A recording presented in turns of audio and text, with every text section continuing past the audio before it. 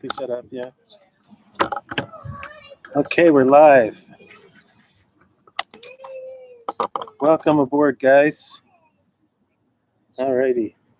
Okay, now put the microphone near me and try to look in the camera. This is just an experiment, see, because I've never done this before, and we'll see how it goes. Now,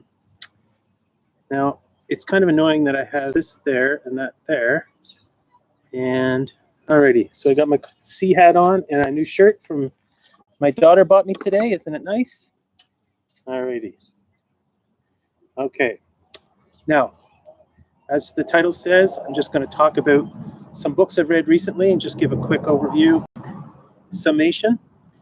I'm out in the backyard. It's 6:30. Drinking some coffee. All right. So, because as you know, I'm not able to talk about everything that I read, and sometimes I can't remember half stuff I read. Like I read lots of poems and stuff like that, and lots of bits and pieces, which I don't talk about in a full video.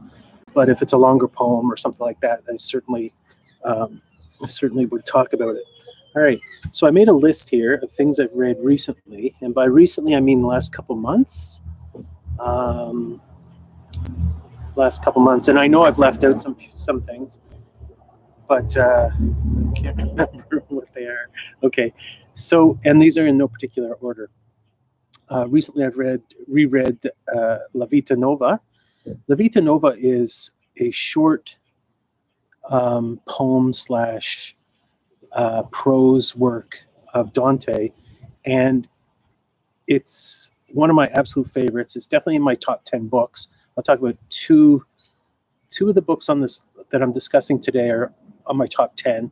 So La Vita Nuova, it's of Dante, is definitely my top 10, and The Sorrows of Young Werther, The Sorrows of Young Werther by Goethe, it's definitely in my top 10. So both of those I've reread recently, and I've read them several times in my life, and they're definite grounds of source of inspiration for me. So La Vita Nuova was written earlier than the Divine Comedy, and if you know anything about Dante, he wrote in the 14th century. He's most famous for the Divine Comedy, of course, which talks about, it's a poetic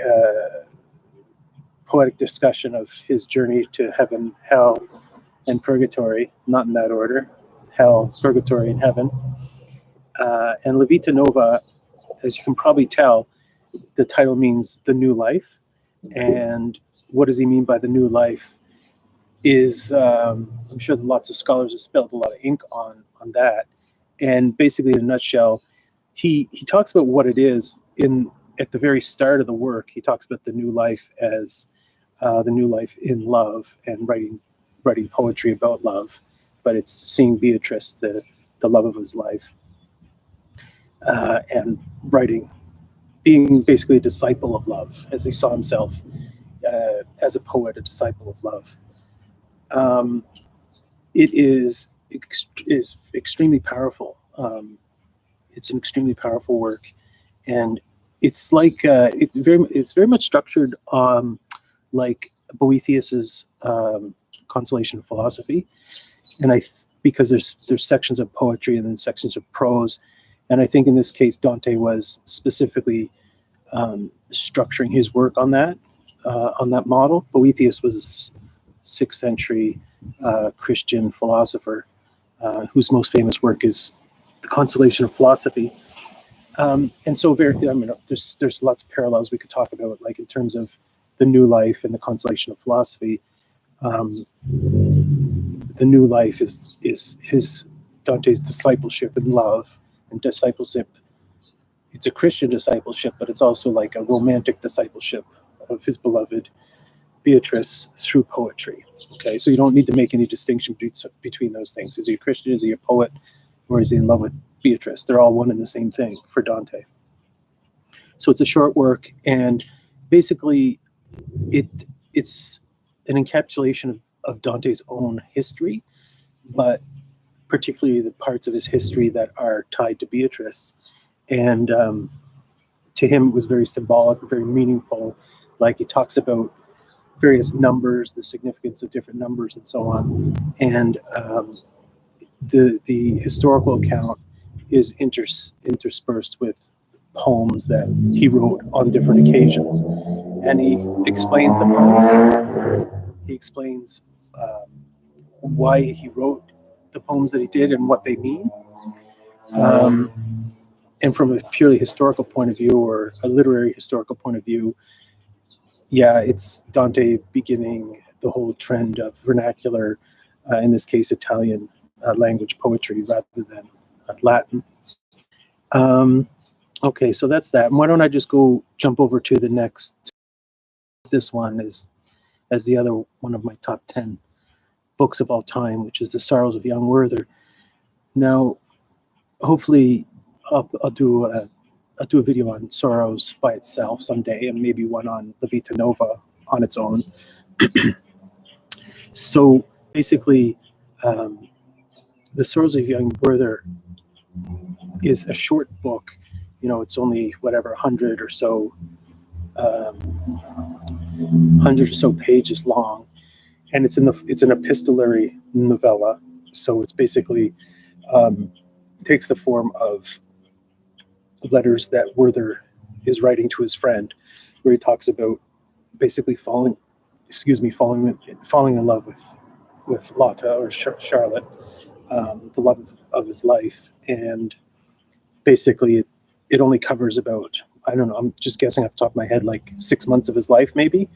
And it basically is a tragic story where he kills himself in the end. Werther kills himself in the end because Charlotte marries the man she's engaged to at the start of the book, and he just can't deal with it. So he doesn't kill himself right at her wedding or anything, but quite a bit of time afterwards, because he can't deal with it. He can't let it go.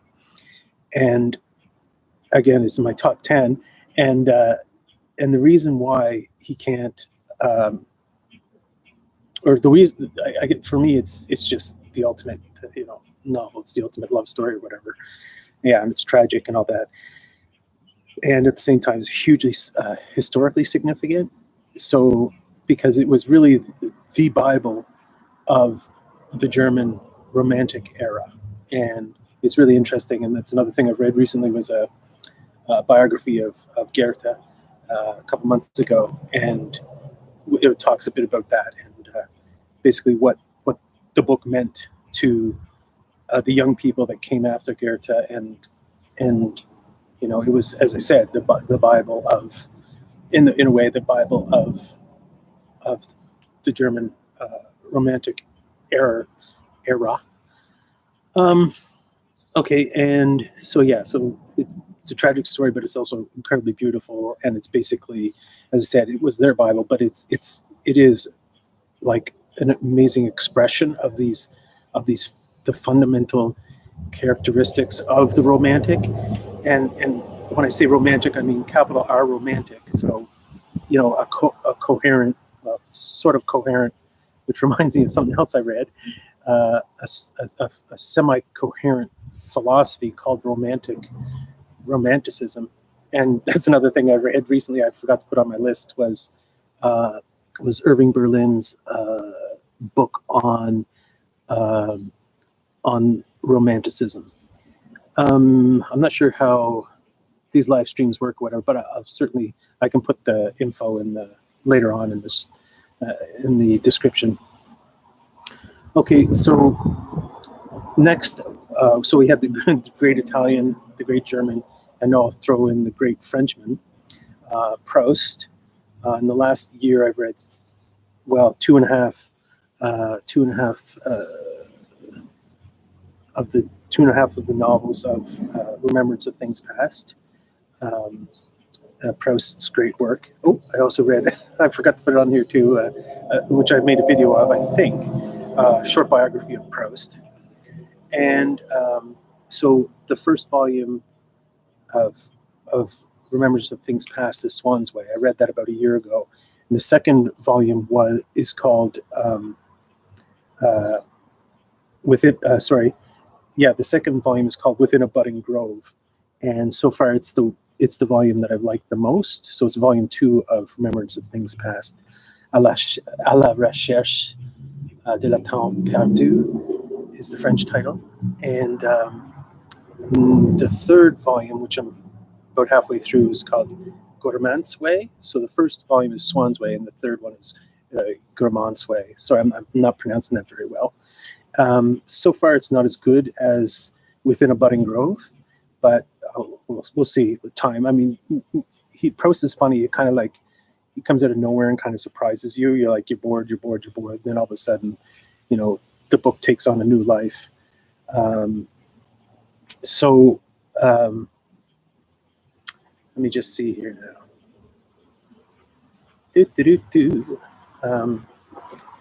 Okay, so next. So anyway, like Proust is wonderful, but if you're impatient and if you can't appreciate sort of the way he tells the story rather than what's happening, then you won't like him. You'll think it's terribly slow. It's incredibly meditative, so very slow, very analytical. They talk about the stream of consciousness and all that stuff. Well, it's to someone like Proust and what's his name there, the Irishman, that you look to for this kind of very different kind of storytelling. James Joyce, I mean. I read a couple James Joyces too in the last year, but they're not on my list here. The next one I want to draw attention to is Dostoevsky's The Gambler. I read that recently. It's one of Dostoevsky's works that I was putting off forever because I don't like the idea of gambling. I don't like the idea of gambling, and I read enough of Dostoevsky's biography to know that he had a problem with gambling, and it's just something that to me I find very disturbing. But The Gambler was pretty good. It was surprising in a way, like it wasn't simply the story of someone losing all their money or whatever. There was more to it than that, and in fact, that sort of is more incidental to the main character than I thought it would be. I thought that was all it was about, but it's not really. That's not the main part. That's not the main narrative of the protagonist of his journey. Before that, read Dickens' Hard Times. I read Hard Times probably 30 years ago, and I think I enjoyed it the first time. This time it was okay. Like in terms of Dickens, it wasn't as good as David Copperfield, and it wasn't as good as another Charles Dickens that I've read recently is on my list, Dombey and Son. So Dombey and Son was better than Hard Times, which is funny though, because Hard Times is about half the length of Dombey and Son, but Dombey and Son is better. Hard Times is okay, but it's not the greatest great. Let me jump again to another reread. In the last little while, I reread Turgenev's Fathers and Sons. I read a number of Turgenev, and you'd say he's basically number 3 of the Russian novelists. You got Tolstoy and Dostoevsky as number 1 and 2, and then Turgenev as number 3. The Fathers and Sons is his best work, and it's really good. And this reread, I probably haven't read it, Fathers and Sons, in over 10 years. And so this reread was really good, really, really refreshing, and an excellent story. So highly recommend it. One thing I was really surprised by, blown away by, was George Eliot's The Lifted Veil. It's just a short. It's longer than a short story, but it's certainly not much of a novella if it's a novella, but it is incredible. I was incredibly surprised by it. The Lifted Veil. Okay, so and I talked with a literary friend of mine, and she said it's very uncharacteristic of George Eliot, but that's a good thing. So can't recommend highly enough George Eliot's The Lifted Veil. I'll probably do a separate video on it, and maybe on George Eliot and certain aspects of her, maybe with a view to focusing on The Lifted Veil. A bummer was Sir Gawain and the Green Knight. It's one of those medieval chanson de geste. No, is it? No, it's more. It's I don't think it's not a chanson de geste. It's a it's a Knights of the Round Table type story, but I guess I wasn't in the mood for it, no, the right mental framework for it. Um, and anyway, so these ones here, these medieval ones, like Sir Gawain the Green Knight, or the different ones like the Quest for the Holy Grail, stuff like that. They're all kind of similar, and they're it's a matter of taste and style, whatever. I didn't like Sir Gawain and the Green Knight, but I don't know. I can't say that I gave it a fair shot, so we'll see.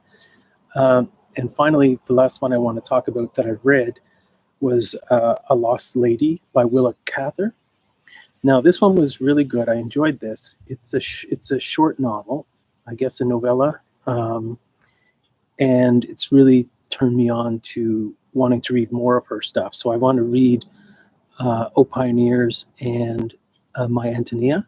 So they're definitely really high on my list.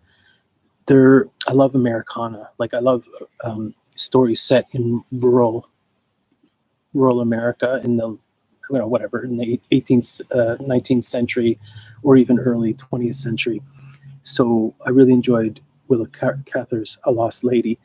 So I guess that's all I want to talk about for right now. So I will in the future talk about some of these books specifically and make a more detailed have a more detailed discussion of it. Immediately or very soon, I will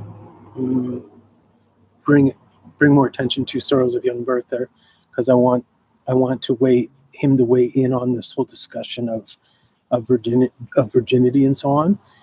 And for me, virginity is just is a subset of the idealism of the important element of idealism in literature that I want to discuss more and more. And of course, my very deep love for the Romantic era and for Romantic literature. So anyway, so hopefully this worked out okay. I know there's supposed to be the option for a give and take on these live streams or whatever, but I just saw this as a good opportunity to put content up easily and quickly, and just to try it out and see how it works, like how my camera works, how my microphone works, and just to get it out there. So anyway, I'm going to end the stream now, and I hope you guys will take the time to watch this.